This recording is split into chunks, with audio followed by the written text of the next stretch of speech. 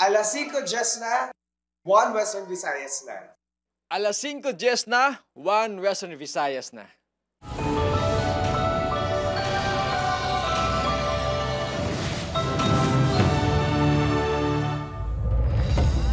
Mga balita nga aton tutukan subong ang Miyerkules, anay pulis nga taga Pavia ginatudlo kabahin sa mga nagpang-hold up sa mga kolektor sa Pilar Capiz. 4 sa 6 na kasuspek sa pagpang-hold up sa kaansang kaso sang Capiz PPO. Pagdamos ang flu-like illnesses na record kadungan sa pagbaylo-baylo sang klima sunod sa Iloilo PHO. BCPO ginapatuman ang hugot nga seguridad sa Barangay Filisa, Bacolod City bangod sa ginapahayag presensya sang mga rebelde. Pamilya sang bedridden nga senior citizen nga napatay sa sunog sa Barangay Rizal, Lapusur, ginsaysay kung nga wala makasalbar ang biktima. Kag mga dumaan nga traktura kag iban pa nga mga gamit sa pagpanguma bag-o nga atraksyon sa Talisay City.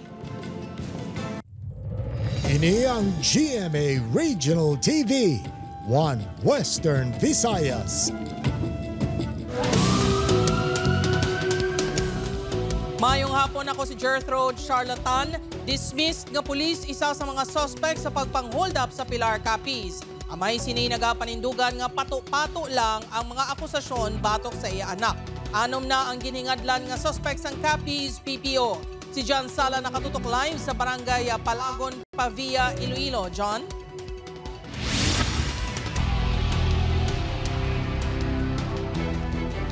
Jert, anom na tanan ka mga sospek ang natumod sa Capiz Police Provincial Office angot sa pagpang-hold up sa banwa sang Pilar Capiz. Apang sa anom, 4 pa ang nagapabilin nga at large kag padayon nga ginaayam sang kapulisan. Tuig 2017, sa na-dismiss sa police service si Anay PO1 Lyman John 80 bangod sa kaso nga grave misconduct. Sang wala na sa serbisyo na angot ang ngalan sini sa pila ka mga krimen nga ginalakipan sang qualified piracy nga natabo sa September 10, 2022 sa Barangay Bitoon, Carles, Iloilo. Robbery sang December 20, 2022 sa Sara, Iloilo kag isa pagid ka robbery case sang September 26, 2023 sa amuman nga banwa. Klaro sa aton na mga witnesses sa other nga ebidensya. So that is why tanin ang probable cause nga aton sining piskalya. If we think then mas mayo guro ato bangon niya sa korte. Sa naglutad nga pagpang-hold up sa mga empleyado sa isa ka soft drinks company sa Pilar Capiz sa Domingo, kung sa diin nakuha ang kapin 3 milyones pesos nga cash sa mga biktima, isa man si 80 sa mga ginatudlo nga sospek. Sa piyak sa mga akusasyon, mabakod naman na pagpatis ang pamilya sini nga inosente siya. Suno sa may sini nga si Federico, pato-pato lang ang mga akusasyon batok siya bata alin pa sang una. Hindi na bag-o sir sa amon tungod nga na-expectar namon nga damo pagid na nga kaso ang ihaboy siya. Kay tungod sa umpisa pa lang nga daan ginimo-imoanan nila sang kaso ang bata. Nakaagi man nga na-assign sa Intel sa banwa sang Sara si 80. Suno sa may sini nga si Federico nagtuon ang iya bata sa iya nga may natandog ini sang unang isa ka impluwensyado nga persona sa banwa sang Sara nga konektado sa iya anay hepe. Rason nga gindumtan ini kag sa karon ginabaso sa mga nagkalain-lain nga krimen. Ginhingabot gid sa sir. Kay tungod na ang pinakalas niya bypass nga iyang subject, ang sa pinakalas nga subject, kaapelido kang iyang chief. Amo na, chief of police na. Dugang pa sini, 2022 pa sang ulihin nga nagkontak sa iyang iya bata. May mga makahangman nga patutsad ang amay sini natuhoy sa seguridad sang ila pamilya matapos nga maghatag sang ila bahin sa media. Kung ano mamatabo sa amon pamilya, subong wala tiban nga basulon. Dahil lang sa interview ko, related sa kaso kabata ko, PNP.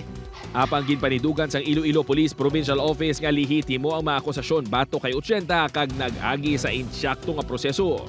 Sa ila na lang nagpa-interview sila pa nga ihatag nila ang claim sa PNP. Pag ang PNP ginasure natin yung public nga we are here to protect people.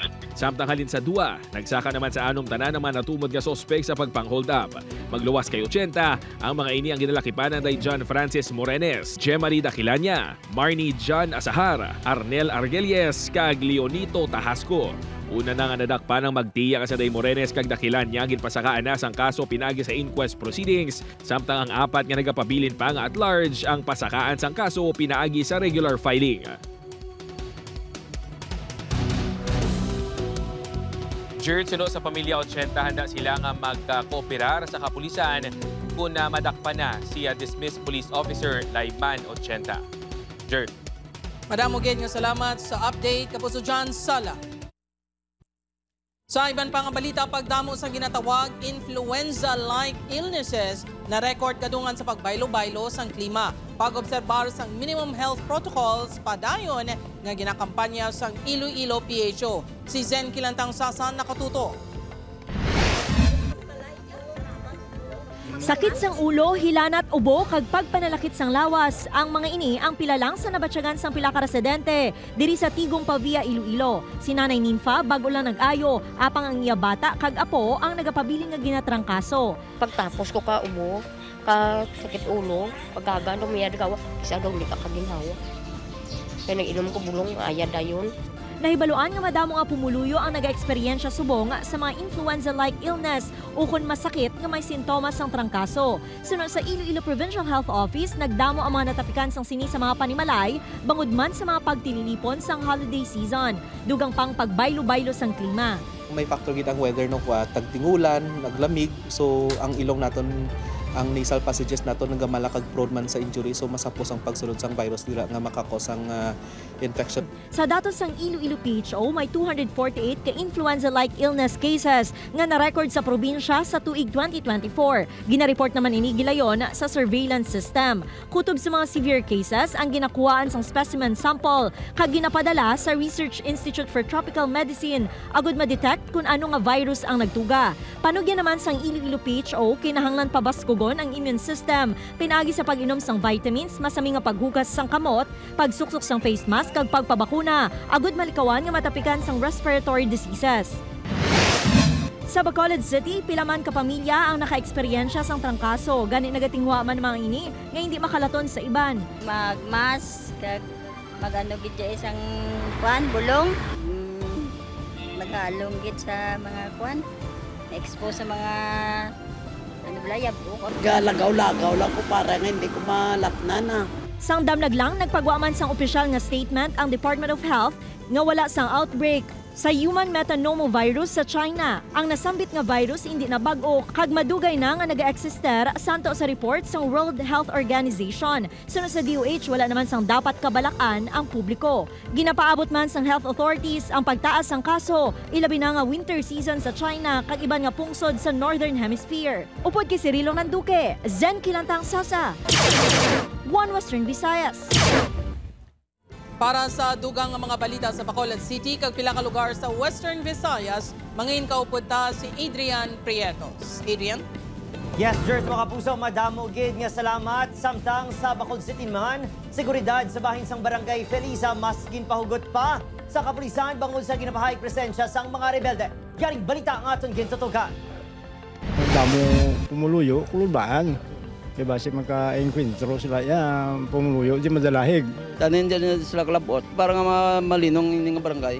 Hindi malikawan sa mga residente sang Barangay Felisa nga makabatyag sang kabalaka sa ila seguridad bawo sa ginapahay presensya sang ginapasuni rebelde nga grupo sa lugar. Mismong kapulisan ang nagkumpirma nga may sighting sang grupo sa lugar humalin pa ulihi nga simana sa Disyembre, tubtob una nga simana sang Enero. Ginatutukan sa kapulisan nga posible ginabalik-balikan sang grupo ang ginapatukod nga 145 MWP Solar Farm Project sa boundary sa Barangay Felisa kag Barangay Tabunan nga sakop na sang Bago City. Dako nga bag-o nga project subong nga napatindog sa amon area. Luwas dira ti syempre nga base nga target man ang station namon or iping namon nga mga detachment. Apisar wala nagatubang sa kamera. Ginkumpirma sa mga ground kag security personnel sang solar farm nga may nakita sila nga sighting sang grupo sa lugar. Kag sila man ang nag-report sini sa police station nga pila lang ka metros ang kalayoon halin sa ilang lugar. Masugot subong ang seguridad sa palibot sa Barangay Felisa bago sa insidente. Ginapahanumdum man sa mga residente nga mangin alerto kag gilayon nga mag-report pananglitan may makita nga presensya sang mga rebelde. Maybe gusto lang nila nga magpakita man kag mamahog para nga kung may ginapangayuan sila mga negosyante, gina-encourage kinaton ang tanan ang business sector nga hindi mag-support sa ila, no? Opo, Kiril Casillo, Adrian Prietos, One Western Visayas. Mga kapuso, tiya sang bedridden nga senior citizen nga napatay sa sunog sa barangay Rizal, Pusur. Ginsaysay ang rason kung nga wala maluwas ang biktima. Mga nasunugan temporaryo nga nagatinir sa evacuation center. Ini ang gintutukan ni Kim Salinas. Wala na sang nahimo pa ang kapin 70 anyos nga tiyasang senior citizen kag bedridden nga PWD nga si Susan Aitona sa barangay Rizal, Pusur kahapon. Kundi lantawon na lang samtang ginalamon sang kalayo ang ilabalay upod ang iya 78 anyos nga hinablos. Suno kay Lola Emily, siya mismo ang nagabantay sa biktima sa sunod sang pila na katuig. Nagaprepara rin sang inugbaligya nga kilawin kag nakiwat lang sang pagtuaw sang kalayo. Nagtuyo pa ini nga salbaro ng iya hinablos apang wala na inigin pahanugutan sang iya anak nga magbalik pa. Gasingit ako nga, uy tabangin niya na Susan, yakwatan niyo to kayo ay may mahakwat sa iya. Di ko ay gitsang may mabuli kay karan-karan ng mga tao man sang kalayo eh. Sunod sa BFP Iloilo City, una sila nga may nabaton nga impormasyon nga may natrap sa isa ka balay apang nakagwa ini. Ulihin na natukiban nga si Susan Aitona nga napatay ang yara pa sa Ilapoloyan. Padayon naman nga nagapabakod si Marian matapos nadalahigman sa sunog ang iya pinalangga nga ido nga si Oreo nga suno sa iya source of happiness ini. Halin pa ini sa eskwelahan sang nagluntad ang sunog. Pag-abot ko na pa itagod ay nang ido wala gid na pa. Nagigigid di kaya. Sakit eh. Kaya hindi mo man na mapaktan. Sa pinakauli nga datos sang Iloilo City Social Welfare and Development Office, naglabot na sa 18 kabalay ang gintupok sang kalayo sa diin 43 ka mga pamilya ang nadulaan sang ilistaran. Pila sa ila ang temporaryo nga nagatinir sa Halandoni Memorial Elementary School. Si John, back to zero matapos nadala sa sunog ang mga importante nga dokumento sa pag-apply sa obra abroad. Dahil kita katama kay bila mo mabalik ka naman zero man pisahan man batong brabalayo mo. Budlayo may takwarta. Sunod sa BFP Iloilo City, nagsugod ang sunog sa isa ka stockroom sa ikaduwa nga panalgan sang balay sang pamilya Goko. Ang mga tagiya sang balay ang yara sa ground floor. Palyado nga linya sang kuryente ang ginasundan nga anggulo sang sunog.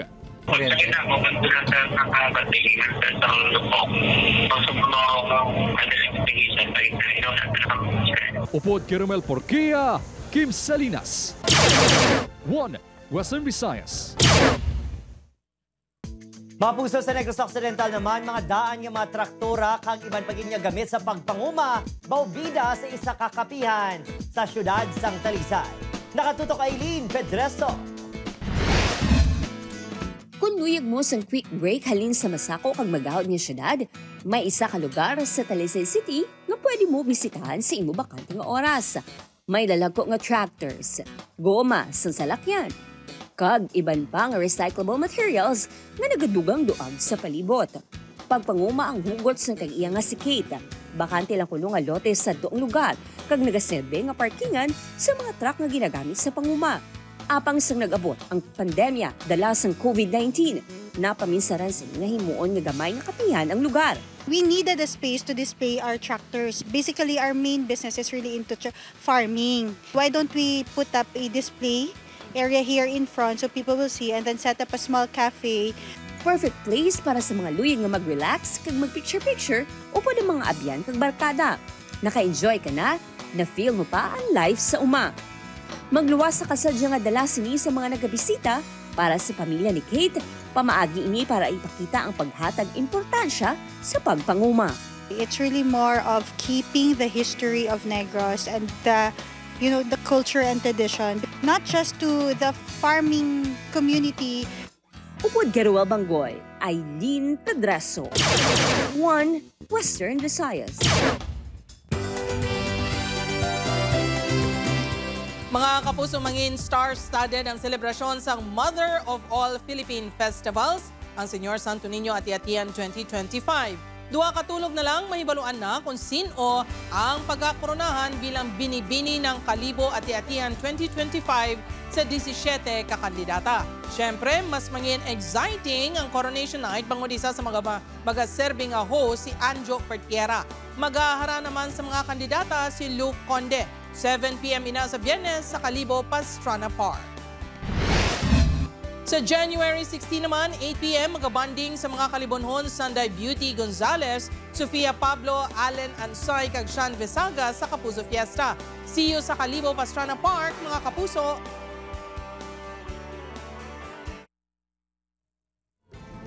Sais anyos nga bata nga babayi ginaligar nga ginimuslan sang solterito sa katubuhan sa Bingawan, Iloilo. Ang detalye sina sa pagbalik sang One Western Visayas. Ini ang GMA Regional TV, One Western Visayas. Mga kapuso, anong katuig nga bata ginaligar ginhimuslan sang 13 anyos nga solterito sa Banwa sang Bingawan. Si John Sala nakatuto.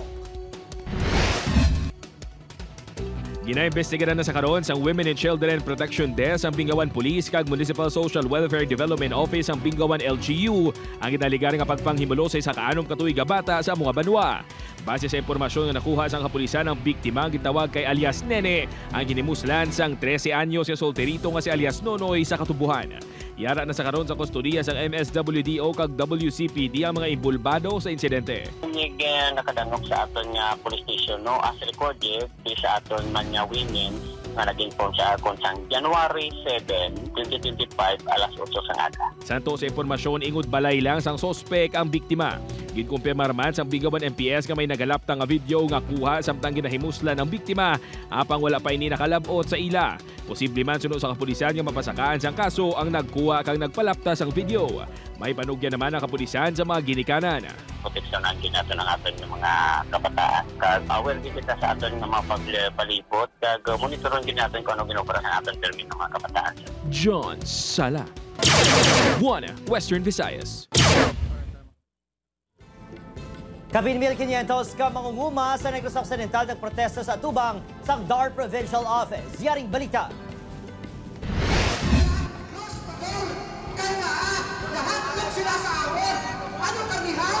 Magluwas sa protesta, plano mag-campaign sang Kapin 1,500 ka mangunguma sa Negros Occidental sa Provincial Office sa Department of Agrarian Reform sa Barangay Montevista.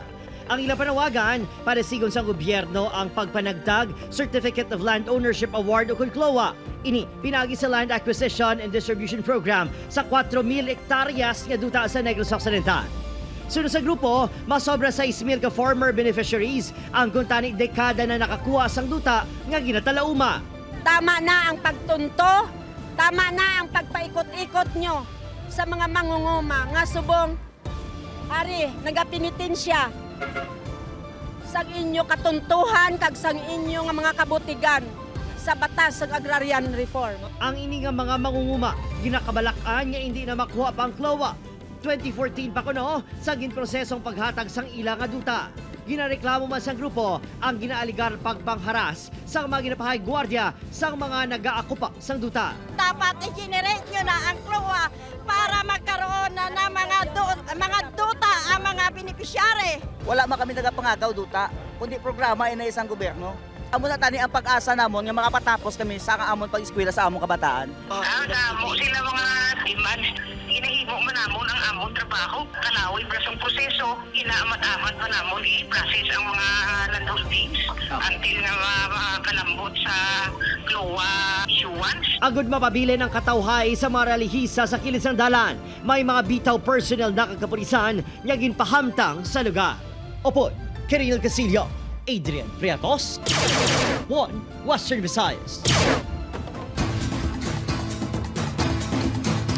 Abiso sa publiko kag mga motorista ilabi na gid sa mga may transaksyon sa downtown area buwas kag sa Biyernes. Magapatuman sa temporary road closure sa pila ka dalanon sa Iloilo City proper kadungan sa opening salvo kag blocking sang kasadyahan sa kabanwahanan sa Enero 9, Huwebes kag ginagyang tribes competition sa Enero 10, Biyernes. Sumugod alas 12 sang udto sang Enero 9, tubtob alas 12 sang tuwang gabi, pagasiraduhan ang ini nga mga kalye sa city proper area bangusang kasadyahan sa kabanwahanan. Amuman ang Quirino kag Dr. Rex Rilon Bridge sa La Paz area halin sa Rizal Street pakadto sa Muelle-Loni Street. Hiniman ng mga dalan ang pasiraduhan sa Enero 10 halin alas 12 sa udto tubtob alas 8 sang gabi para sa dinagyang tribes competition. Apektado sa temporary road closure ang tanan nga PUV nga nagabiyahe ungka tagbak kag lapas nga nagaagi sa Luna Street kag Huervana Street. Amuan ang mga PUV sa Barrio Obrero, Lapus, Buntatala, tagbak nga nagaagi sa Lapus kag ang nagabiyahe Villa, Mohon, SM City Proper, Baluarte nga may ruta sa General Luna. Hindi naman maapektuhan ang ruta sa nagabiyahe sa Parola, Kalumpang, Timawa, Ungka, Diversion kag Mandurriao. Mahimo makasulod ang private vehicle sa City Proper area, magluwas lang sa mga dalanon kung sa diin hiwaton ang opening salvo. Ginabisuhan ng mga motorista nga magpangitas ang alternate routes agud hindi mahulaan.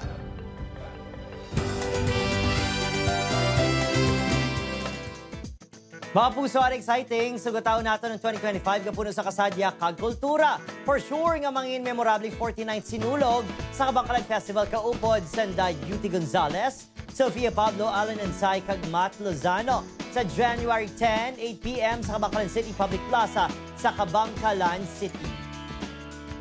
Samtang mas mangipuno sa katahom kag kirig ang Miss Sinulog Kabangkalan 2025, bangod magabisita man, Sanday Gazini Ganados, Christopher Martin kag Lexi Gonzalez.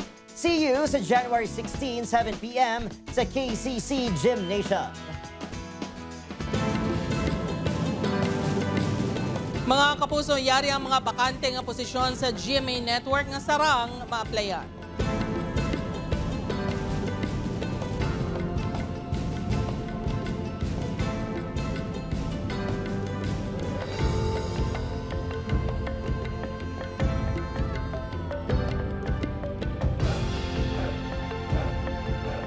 Sa mga interesadong aplikante, pwede magpadala ng application letter sa careers.gmanetwork.com. Mga kapuso, na settle na sang hubog nga driver nga nag-arado sang flower pot barrier sa Diversion Road sang Disyembre 27 ang damages sini sa Iloilo City Government. Nagpadulong si alias Dan sa Iloilo City Hall sang Lunes no kay Engineer Neil Ravena sang General Services Office. Nagbayad sang kabugusan nga 2,000 pesos ang driver sa apat ka flower pots nga naguba sini nga nagabalor sang tag 500 pesos. Gingamit ang bayad sa pagpakayo sa mga flower pot. Sa piyak sini pagkasuhan sa gihapon sang Iloilo City LGU si alias Dan.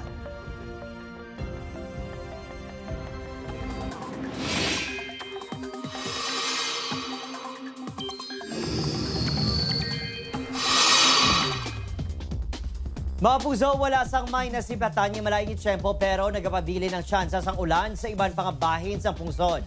Mahina ang epekto sa Intertropical Convergence Zone kung ITZZ pero padayon ang pagluntad sang shear line pati man sang amihan. Sa datos ng Metro Weather, may lapta-lapta nga ulan gihapon sa pinakabahin sa Western Visayas, lakip ng Aklan, Antique, Capiz, Iloilo, Guimaras, kag Negros Island Region. Posible man ang ulan sa nabilin nga bahin sang pungsod. Ini ang GMA Regional TV, One Western Visayas.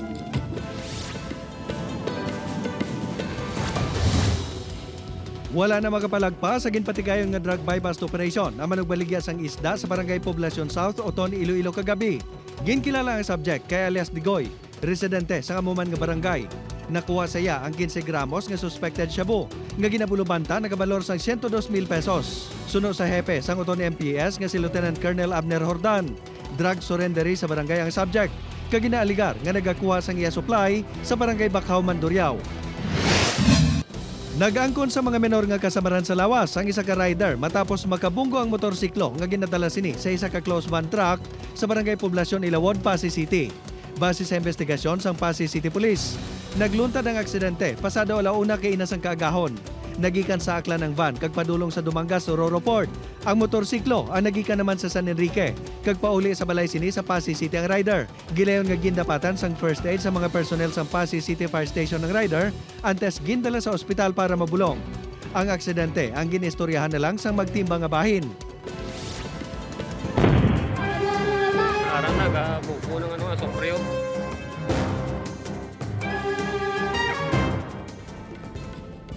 Mga residente naman sa sulod sang 4-kilometer PDZO Permanent Danger Zone, plano nga permanente nga i-relocate bangod sa aktibidad sang Mount Canlaon. Nakatutok Tess Ordales.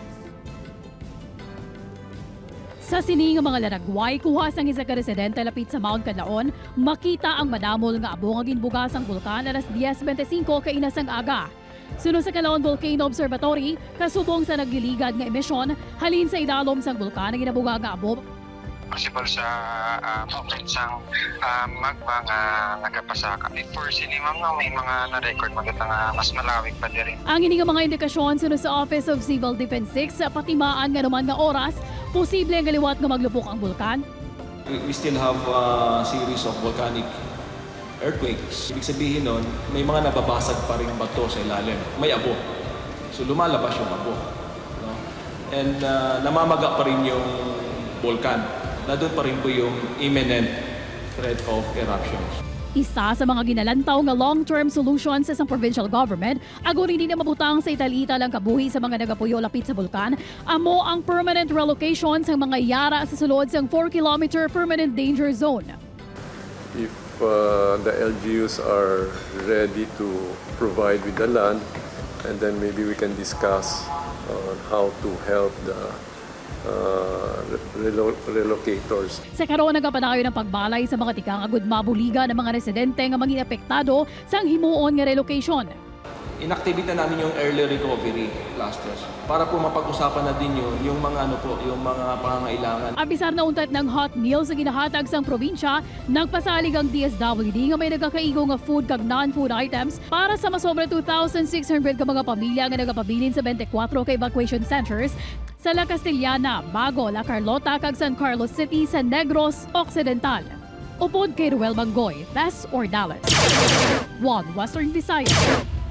Mga kapuso, literal nga happy ang New Year sa mga manugpangisda kag pumuluyo sa Libertad Antique. Nga abi hindi kay antes magbulag ang tuig 2024, ang mga ini ang nakasikop sa masobra 4 ka tonelada sang isda nga mamsa nga ginatawag man nga talakitok. Makita ang kasadya sa mga manugpangisda samtang ginatipo ng mga isda sa Lambaklad sang Tabok Fisher Folks Association. Nahibaluan nga ang norte nga bahin sang Antique ang bantog sa pagkadagaya sang isda sa amo nga lugar. Mapuso, ginapanugyan na naman sa Bacolod City Business Permits and Licensing Division sa mga negosyante sang syudad nga magproseso na sang ilang business renewals kag registration subong man ang masobersin kay establishmento nga ginpasiraduhan sang tinalikdan nga 2024.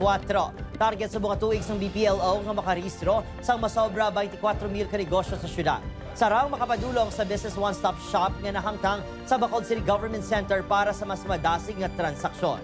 Magluwas diri may pilaman ka proseso nga pwede maghimo sa mga malls sang syudad. Kinapanawagan ko subong kay time gini sa subong nga para mag-process ang ilang mayor's permit, ginamon nga gakandak kita sa aton nga boss para mas mahapos kag mas madasig sa ida. So until January 20 lang ta, if ever hindi ma-extend.